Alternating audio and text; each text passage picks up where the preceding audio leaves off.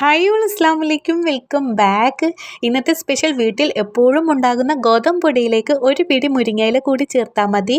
നല്ല healthy breakfast തയ്യാറാക്കാം. ഇങ്ങനെ തയ്യാറാക്കിയാൽ ചപ്പാത്തിക്ക് നല്ലൊരു രുചിയും ഭംഗിയും കിട്ടും. കുട്ടികൾക്കും മുതിർന്നവർക്കും ഒരുപോലെ ഇഷ്ടപ്പെടുന്ന രീതിയിൽ വളരെ എളുപ്പത്തിൽ തയ്യാറാക്കാം. അപ്പോൾ നമുക്ക് മുരിങ്ങയില ചപ്പാത്തി എങ്ങനെയാണ് ഉണ്ടാക്കുന്നത് നോക്കിയാലോ. ആദ്യം തന്നെ ഒരു പാത്രം എടുത്തിട്ട് 250 ml കപ്പിന് 1 കപ്പ് ഗോതമ്പ് പൊടി ചേർത്തി കൊടുക്കാം. പിന്നെ നമുക്ക് 2 പിടി മുരിങ്ങയിലയും കൂടി ചേർത്താം. നന്നായി നല്ല ഫ്രഷ് ആയിട്ട് കഴുകിയതിന് ശേഷം വേണം കേട്ടോ ചേർത്തി കൊടുക്കാൻ. അതുപോലെ തന്നെ നല്ല തെളിഞ്ഞ ഇല ഉണ്ടായിരിക്കുമല്ലോ, ചെറിയ ഇല, നമ്മളിപ്പോൾ ഉണ്ടായ ഇല, അങ്ങനത്തെ ഇല എടുക്കുന്നതായിരിക്കും ഒന്നും കൂടി ബെറ്റർ. ഇതിലോട്ട് 1/2 ടീസ്പൂണോളം മഞ്ഞൾപ്പൊടിയും 1 ടീസ്പൂണോളം നമ്മുടെ വെളുത്ത എള്ളാണ് കേട്ടോ. ഓപ്ഷനിലാണ്, നിങ്ങളുടെ കയ്യിലുണ്ടെങ്കിൽ ചേർത്തി കൊടുത്താൽ മതി. 1/4 ടീസ്പൂണോളം ചെറിയ ജീരകം, ആവശ്യത്തിന് ഉപ്പും 1 ടീസ്പൂണോളം ഓയിലും ചേർത്തി കൊടുക്കാം.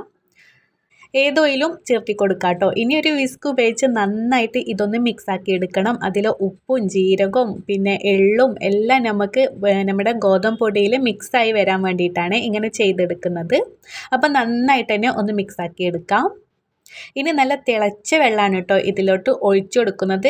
ചിലവരൊക്കെ പച്ചവെള്ളം ഒഴിച്ചു കൊടുക്കും, പക്ഷേ നല്ല ബെറ്റർ നല്ല തിളപ്പിച്ച വെള്ളമാണ് ഒഴിച്ചു കൊടുക്കുന്നത്. നല്ല ചപ്പാത്തിയൊക്കെ നല്ല സോഫ്റ്റ് ആയിട്ട് ഇരിക്കും ഇങ്ങനെ ചെയ്തെടുത്താൽ. ഇനി ലേശം വെള്ളം ഒഴിച്ചു കൊടുത്തിട്ട് നന്നായിട്ട് ചപ്പാത്തി മാവ് നമ്മൾ കുഴച്ചെടുക്കുമല്ലോ, അതുപോലെ തന്നെ കുഴച്ചെടുക്കാം. കൂടുതൽ വെള്ളം നമ്മൾ കൂടുതലായി പോകരുത് കേട്ടോ. മുരിങ്ങയില എല്ലാ ഭാഗത്തും ഒരുപോലെ ചേർന്ന ചപ്പാത്തിക്ക് നല്ല ടേസ്റ്റും ഭംഗിയും കിട്ടും. പച്ചക്കറികളും ഇലക്കറികളും ഭക്ഷണത്തിൽ ഉൾപ്പെടുത്താൻ മടിയുള്ളവർക്ക് മുരിങ്ങയില ഇങ്ങനെ ചപ്പാത്തിയിൽ ചേർത്ത് കൊടുക്കാൻ രുചിയിലും ഒരു കുറവും ഉണ്ടാകില്ല. നല്ലൊരു ഓപ്ഷനാണ് കേട്ടോ ഇങ്ങനെ ചെയ്താൽ. അപ്പം മാവൊക്കെ ഇത് നന്നായിട്ട് റെഡി ആയിട്ടുണ്ട്. ഇനി നമുക്ക് എത്ര സൈസ് വേണമെന്നുണ്ടെങ്കിൽ, നമുക്ക് ചപ്പാത്തി നല്ല സൈസ് വലുത് വേണമെന്നുണ്ടെങ്കിൽ നമുക്ക് ബോൾസ് അതിൻ്റെ രൂപത്തിലാക്കി എടുക്കാം കേട്ടോ. ഞാനൊരു മീഡിയം സൈസിലാണ് ബോൾസ് ആക്കി എടുക്കുന്നത്. എല്ലാതും ഇതുപോലെ ഉരുളകളായിട്ട് മാറ്റാം. ഓയിലൊക്കെ ചേർത്തുകൊണ്ട് നല്ല സോഫ്റ്റായിട്ട് തന്നെ മാവ് കിട്ടിയിട്ടുണ്ട്. അതുപോലെ നമുക്ക് കുറേ നേരം കുഴച്ചെടുക്കേണ്ട ആവശ്യം വന്നിട്ടില്ല കേട്ടോ. ഇനി നമ്മൾ സാധാ ചപ്പാത്തി എങ്ങനെ പരത്തിയെടുക്കുന്ന ചപ്പാത്തി പലകയിലോ അല്ലെങ്കിൽ കോർണർ ടോപ്പിലോ ഇട്ടിട്ട് നമുക്കിങ്ങനെ മുഴുവനായിട്ട് പരത്തിയെടുക്കാം. അപ്പോൾ ഞാനിവിടെ കോർണർ ടോപ്പിലാണ് കേട്ടോ. എനിക്കിവിടെ കോർണർ ടോപ്പിൽ ഇട്ടിട്ടാണ് പരത്തിയെടുക്കുമ്പോഴാണ് ചപ്പാത്തി ആയാലും പത്തിരി ആയാലും ഒക്കെ ഒന്ന് റെഡിയായി കിട്ടത്തുള്ളൂ കേട്ടോ. അപ്പോൾ ഞാനിവിടെ ഓരോന്നായിട്ട് ഇങ്ങനെ പരത്തിയെടുക്കട്ടെ. അതുപോലെ കുറേ നേർത്തതായിട്ട് നമ്മൾ പരത്തിയെടുക്കേണ്ട ആവശ്യമില്ല കേട്ടോ. ഈ മുരിങ്ങയിൽ ജീരകമൊക്കെ നമ്മൾ എള്ളൊക്കെ ഇട്ടത് കാരണം പെട്ടെന്ന് തന്നെ നമുക്കത് കീറിപ്പോവും. അപ്പോൾ അത് കാരണം കുറച്ച് കട്ടിയിൽ തന്നെ വേണം പരത്തിയെടുക്കാൻ. അത് നിങ്ങൾ ശ്രദ്ധിക്കണേ. ഇതുപോലെ പരത്തിയെടുക്കുക കേട്ടോ. ഇനി ഇങ്ങനെ ഓരോന്നായിട്ട് നമുക്ക് മുഴുവനായിട്ട് പരത്തിയെടുക്കാം.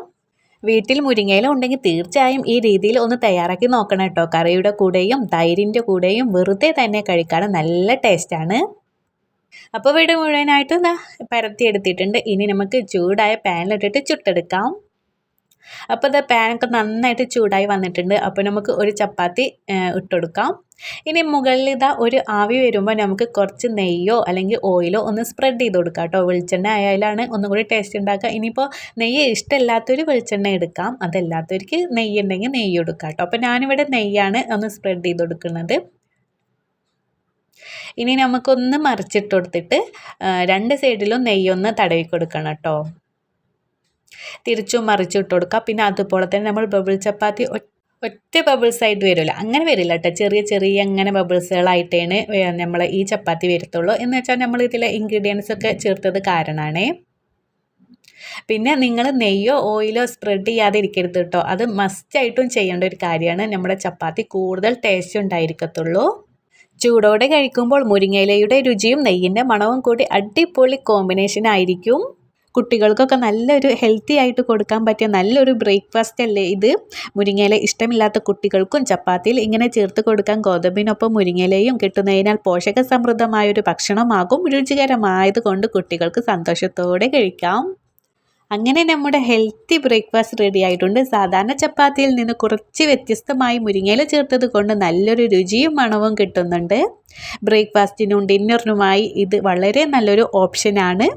വീട്ടിൽ മുരിങ്ങയില ഉണ്ടെങ്കിൽ തീർച്ചയായും ഈ രീതിയിൽ ഒന്ന് തയ്യാറാക്കി നോക്കണം. കറിയുടെ കൂടെയോ തൈരിൻ്റെ കൂടെയോ വെറുതെ തന്നെയും കഴിക്കാൻ നല്ല ടേസ്റ്റാണ്. ഇന്നത്തെ റെസിപ്പി നിങ്ങൾക്ക് ഇഷ്ടമായെങ്കിൽ വീഡിയോ ലൈക്ക് ചെയ്യാനും നിങ്ങളുടെ കൂട്ടുകാർക്കും ഫാമിലിക്കും ഷെയർ ചെയ്യാനും മറക്കല്ലേ.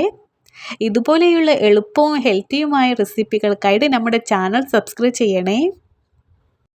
ഇൻഷാല്ല അപ്പോൾ നാളെ നമുക്ക് വീണ്ടും 2 മണിക്ക് കാണാം കേട്ടോ. 2 മണിക്കാണ് ഞാൻ വീഡിയോ അപ്ലോഡ് ചെയ്യുന്നത്. അപ്പോൾ അടിപൊളി ബ്രേക്ക്ഫാസ്റ്റോ അല്ലെങ്കിൽ സിമ്പിൾ റെസിപ്പി ആയിട്ടോ എന്തെങ്കിലും ആയിട്ട് ഞാൻ വീണ്ടും കാണാം. അതുവരേക്കും എല്ലാവരും സേഫ് ആയിരിക്കുക, ഹാപ്പി ആയിരിക്കുക. അപ്പോൾ ഓക്കെ, ബൈ, താങ്ക് യു.